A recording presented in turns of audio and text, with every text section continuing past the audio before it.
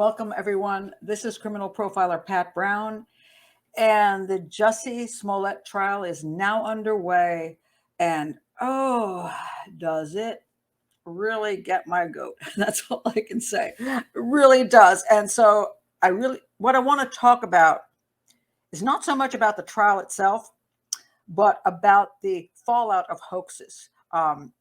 Because hoaxes can cause so much damage to so many people, to individual people and to communities, and to our police departments as well. And so these are the things I want to discuss in light of what we see happening here.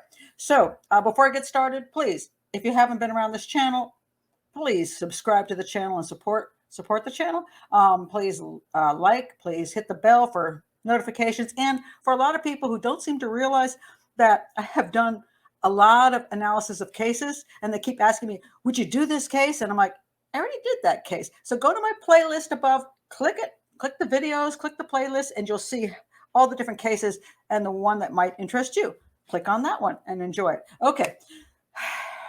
Okay, I'm going to first, for anybody who does not know the Jussie Smollett case, I'm going to start with what the case is about, and then I want to talk about hoaxes in general, because this is very important, and it's important to this case, and it's important in general. So Jussie Smollett, he was the star in Empire. I never watched it, so I didn't get all bent out of shape about this dude. I just really didn't know anything about it.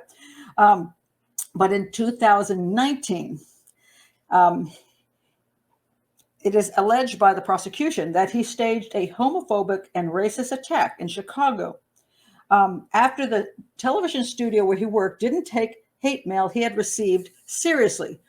So supposedly, he got this piece of hate mail from where, no proof from where it came or if he made it up himself. But he got this hate mail, and apparently he went to the studio and said, "Why aren't you paying attention to me?"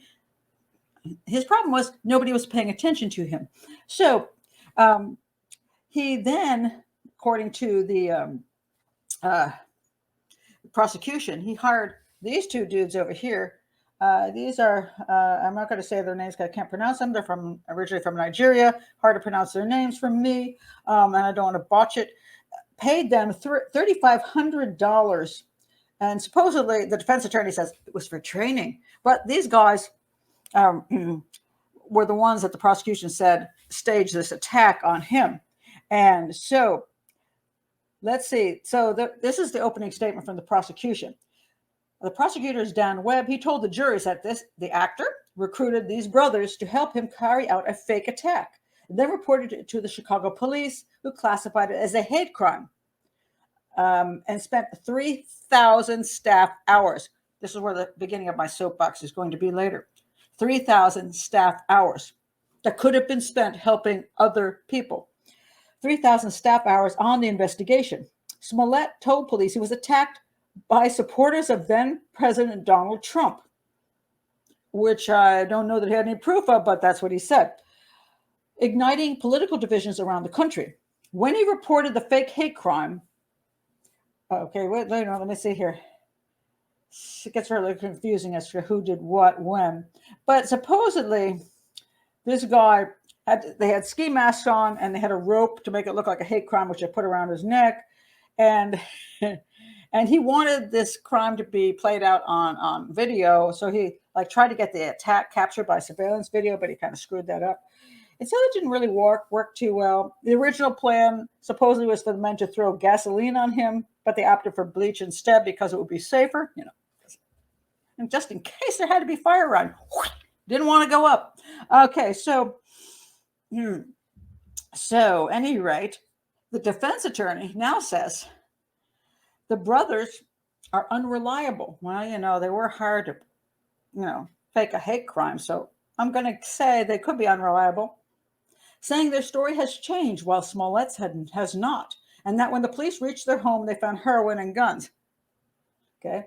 They're going to lie to your face, he said. He said the evidence will show a tremendous rush to judgment by various police officials. And he said the prosecutor's claim about paying for a fake attack by check didn't make sense. At the end of the day, they want you to believe Jussie was stupid enough.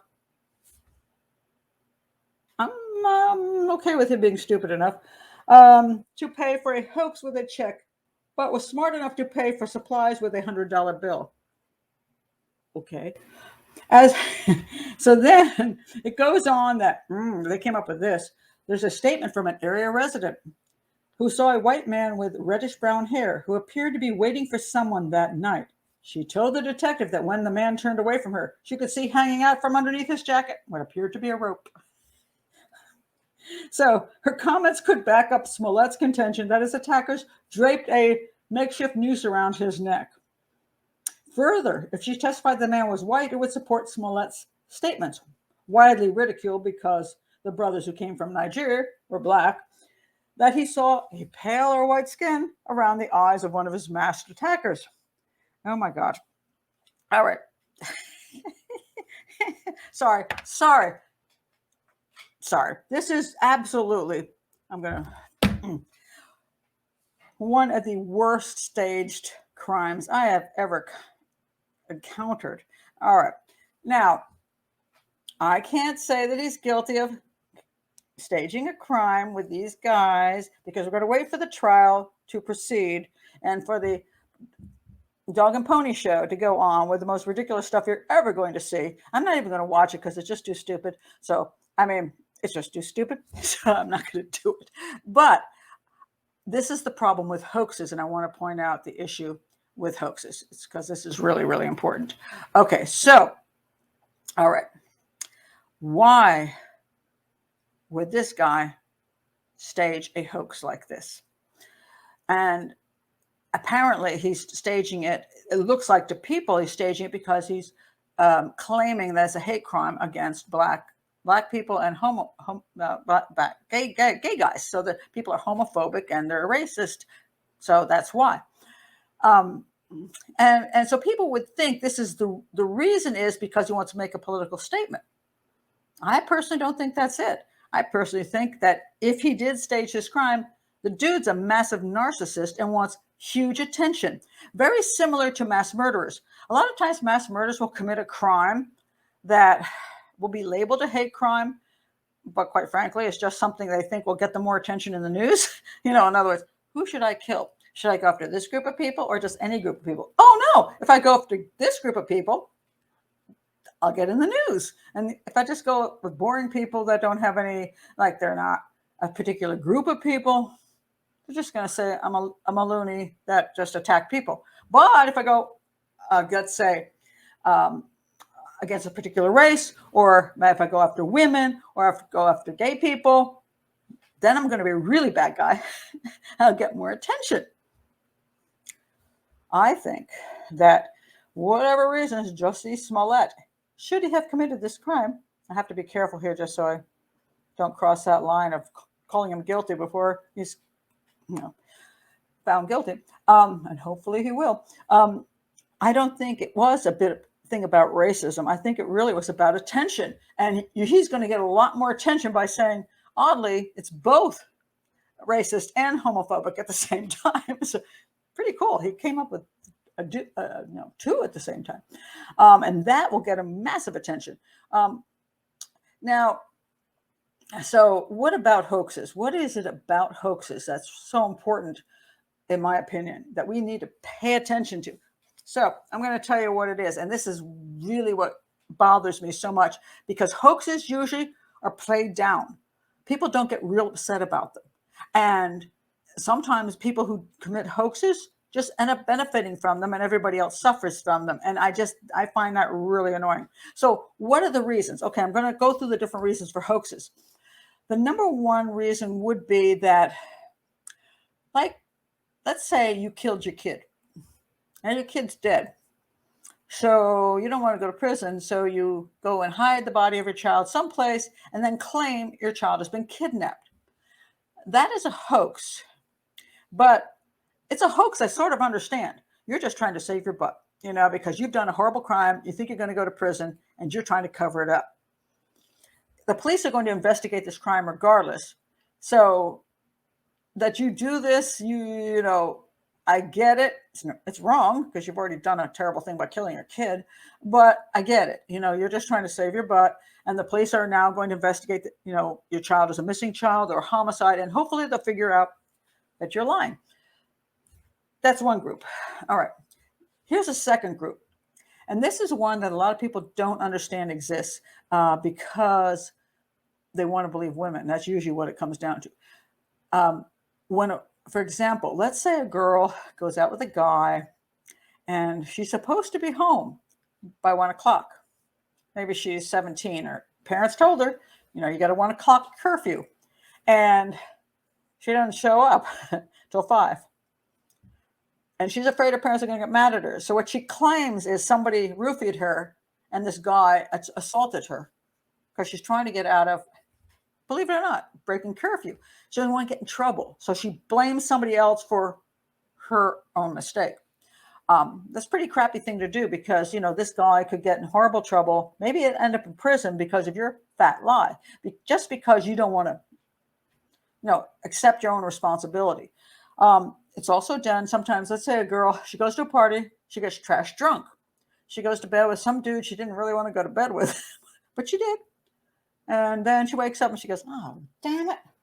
I'm like, are you kidding me? I went to bed with you. So she goes and accuses him of rape. And that's not true. And then he gets thrown out of college. And even if he doesn't go to prison, it ruins his life. Pretty terrible. Another version of that. And I particularly know this particular case. A woman is, home and her husband's best friend comes over and they end up having sex.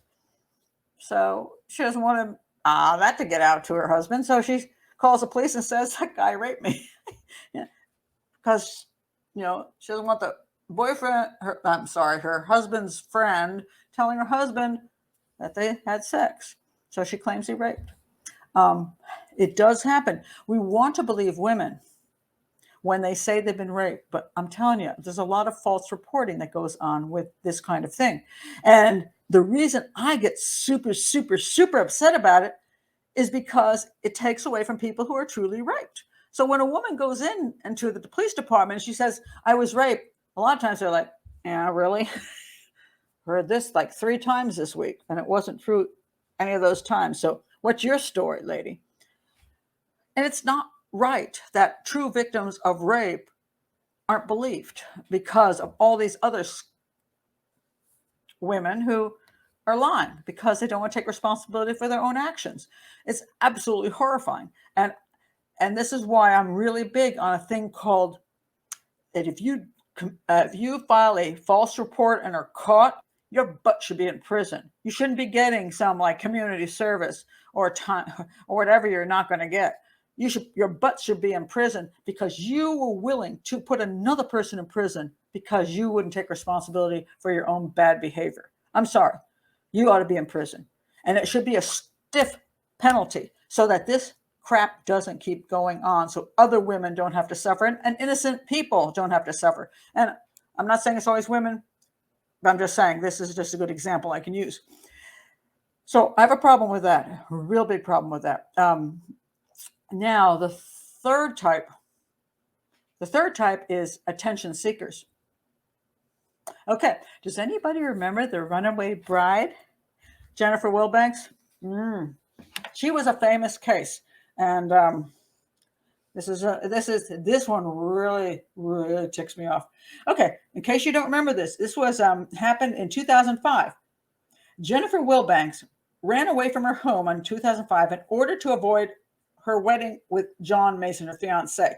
I don't buy that for a minute. This is Wikipedia saying that's why she did it. That was her motive. I'm going to say that wasn't her motive at all. I'm going to say she's a massive attention seeker. Her disappearance from Duluth, Georgia sparked a nationwide search. Can we talk about man hours? Like this guy, 3,000 man, huge amount of man hours. Do you know how much money is put into these stupid, fake hoax things that could be spent on real victims of crime, missing children, murdered people? But no, we got to spend it on stupid people, making up stupid stories.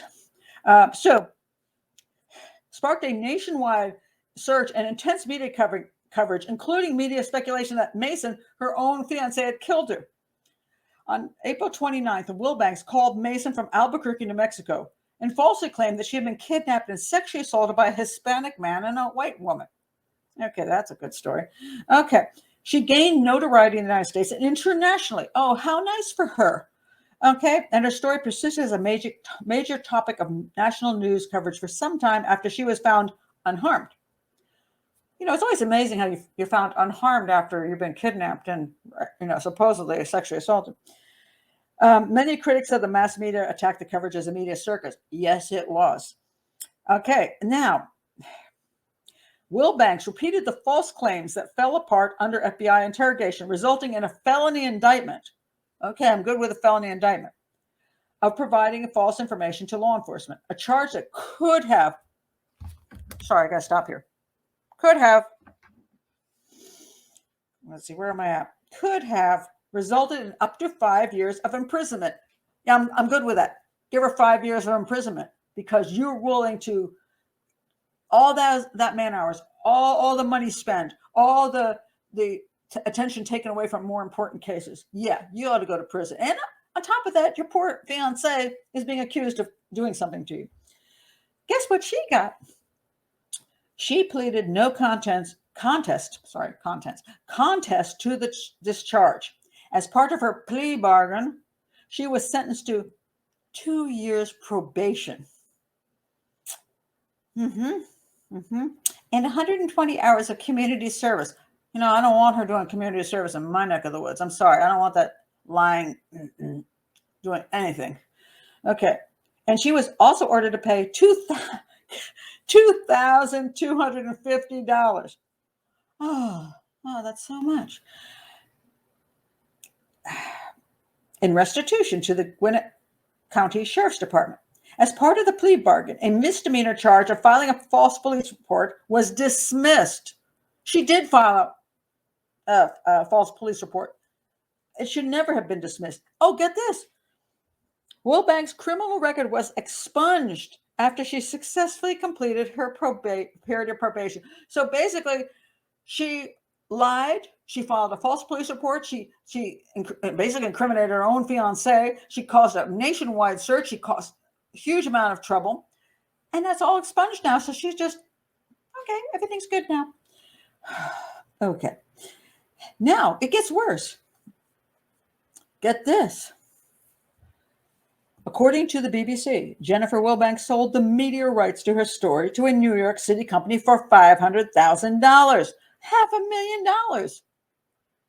Wilbanks did not offer to repay the whole cost of the search for her, which was $43,000, because she's not a good human being. That's why. Because she's a narcissistic. And okay, then, oh my God, it gets worse. You just can't believe this stuff. In September 2006, Wilbanks filed a lawsuit against her ex-fiance, claiming that while she was hospitalized and under medication, she granted him power of attorney to negotiate the sale of the couple's story to a publisher in New York. He negotiated a deal of $500,000. Well, I guess after she screwed him over, he's like, oh, can I just jump in on this? Or maybe he was in on it from the beginning. I don't know. He negotiated a deal for $500,000. Maybe he was in on it. And then used the money to buy a house in his name only, from which he had later evicted Wilbanks. I don't really feel bad for it. And then she claimed $250,000. I haven't even read this yet, but this is just funny. She claimed $250,000 as her share of the house and another $250,000 in punitive damages. Mason countersued, claiming emotional distress from being left at the altar. The dude was lucky. Dude, you're lucky. You know what you could have married? You want to live with this woman? No, you don't. And then in December 2006, I can't even talk now, 2006, because I'm laughing to her, both of the parties dropped their respective lawsuits. Okay. Oh my God. And then she's got some dolls made after her. And she's got an action figure and a hot sauce called Jennifer's Hightailin' Hot Sauce. Oh my God.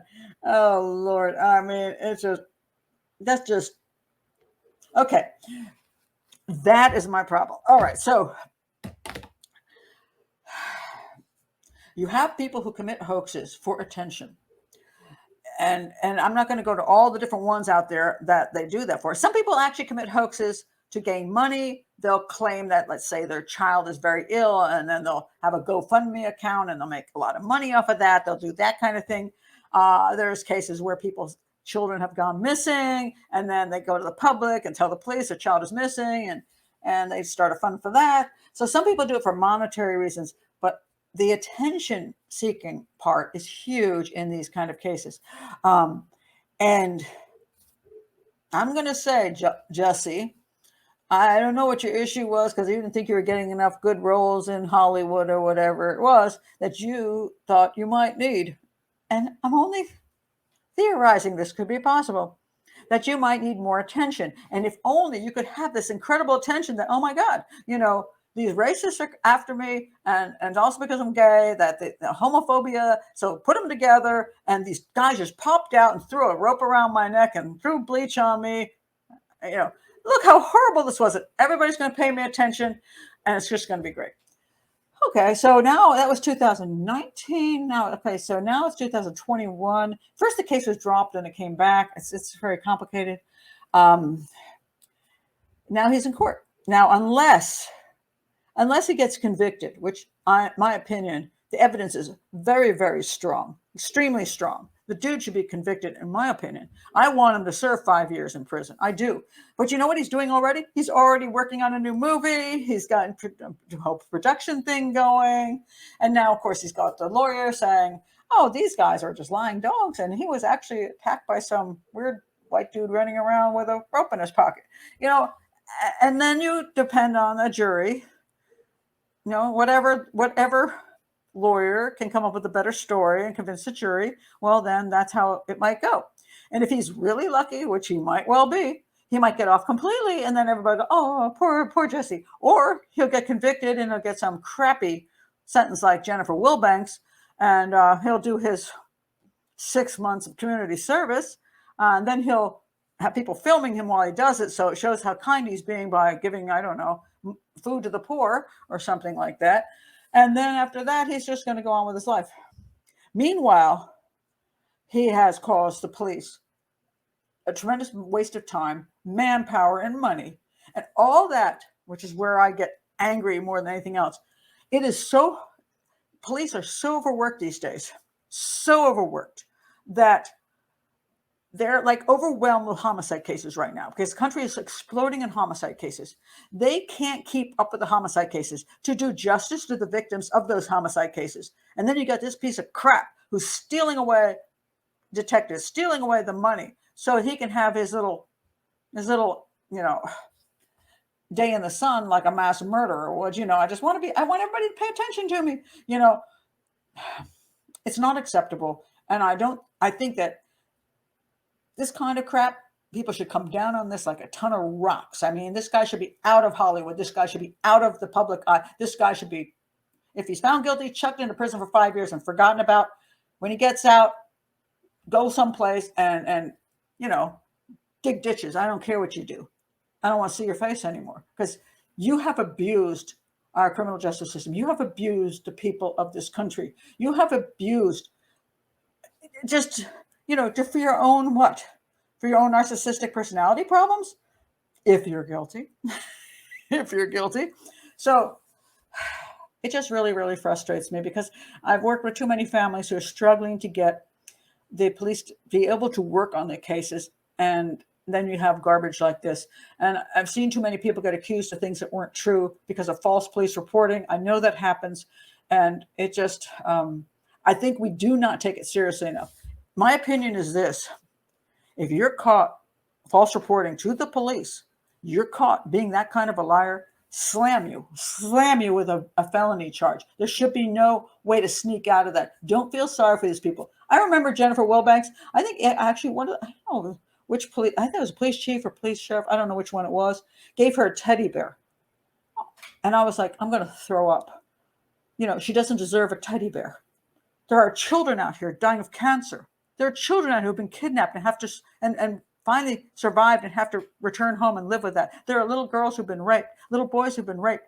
They deserve teddy bears. Jennifer Wilbanks doesn't deserve a teddy bear. She deserves a felony charge and 5 years in prison, and you didn't give it to her. So anyway, okay, that's it. This is all I'm going to say about Jussie Smollett, unless something really weird happens in this particular court case. I might be back, but this is just one of those things. I really have an issue with false reporting, and I don't think people understand how serious false reporting is.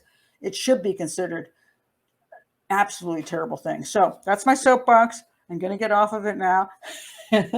Again, if you're new to my channel, please do like and subscribe. And you're always free in the comments below. Please do comment. I do comment back. I try to answer everybody's questions and comments. And if you have any particular case you want me to look at, you can always put that in the comment as well. And also you can click below. People can support me through Patreon, not through my books or whatever, because I'm trying to make this channel something very useful to you. It's an educational channel, not an entertainment channel, an educational channel, because I want people to understand how things work in the criminal justice world, criminal profiling, and for crime scene analysis. So anyway, thank you for being here tonight, and I'll see you next time. Hopefully not with this case, because I can't control myself. Good night, everybody.